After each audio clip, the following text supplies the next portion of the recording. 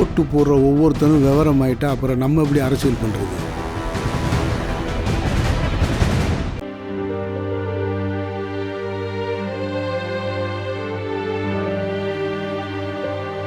சுற்றுலாவுக்கு சென்ற நண்பர்கள், கடலில் மூழ்கிய போதை இளைஞர், ஏரியில் கேட்ட அலறல் சத்தம், பறிபோகும் அப்பாவி உயிர்கள், சென்னையில் அதிர்ச்சி. சென்னை பெரம்பூருக்கு அருகே உள்ள மூலக்கடை பகுதியைச் சேர்ந்தவர் செந்தில்நாதன். 40 வயதான இவர் தனியார் நிதி நிறுவனம் ஒன்றில் வேலை செய்து வருகிறார்.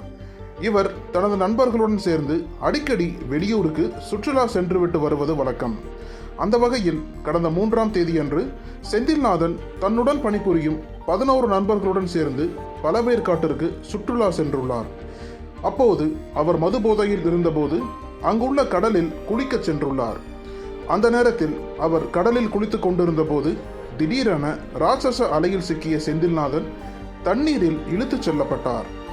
அப்போது இதை பார்த்து அதிர்ச்சியடைந்த சக நண்பர்கள் செந்தில்நாதனை காப்பாற்றுமாறு கூச்சலிட்டனர்.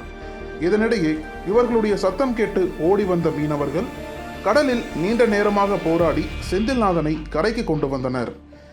அதன் பிறகு அவரை மீட்டு அப்பகுதியில் உள்ள அரசு மருத்துவமனைக்கு தூக்கிச் சென்றனர். அப்போது அவரை பரிசோதித்த மருத்துவர்கள் செந்தில்நாதன் ஏற்கனவே உயிரிழந்து விட்டதாக தெரிவித்தனர். இதையடுத்து இது குறித்து தகவல் அறிந்த செந்தில்நாதனின் குடும்பம் சம்பவ இடத்திற்கு விரைந்து அவரது உடலை பிடித்து கொண்டு கண்ணீர் விட்டு கதறி அழுதனர். பின்னர் அவரது உடலை மீட்டு பிரேத பரிசோதனைக்காக பொன்னேரி அரசு மருத்துவமனைக்கு அனுப்பி வைத்தனர்.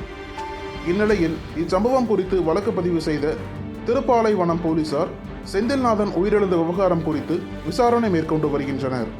அதே வேளையில் கல்பாக்கம் கிராமத்தைச் சேர்ந்த கரண் என்ற இளைஞர் அதே பகுதியில் உள்ள ஏரியில் குளிப்பதற்காக சென்றுள்ளார்.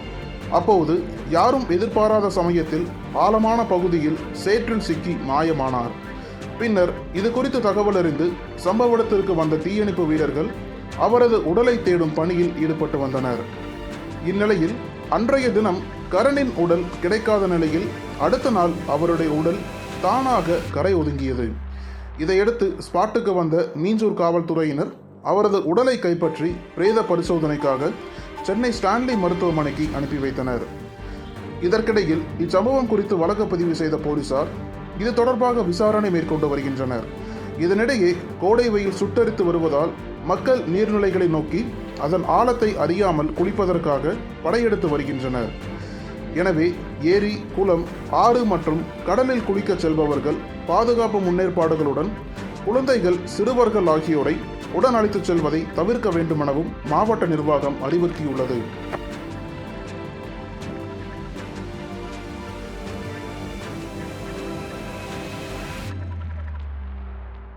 தமிழகத்தின் அரசியல் புலனாய்வு வரலாறு நக்கீரன் பப்ளிகேஷன்ஸ். இந்த கோடை விடுமுறையை புத்தகங்களுடன் கொண்டாடுங்கள். கோடை காலத்தை முன்னிட்டு ஏப்ரல் 23 முதல் மே 30 வரை நக்கீரன் வெளியீடுகளான அனைத்து நூல்களுக்கும் 25% சிறப்பு தள்ளுபடி. புத்தகங்களால் கோடையை கொண்டாடுவோம்.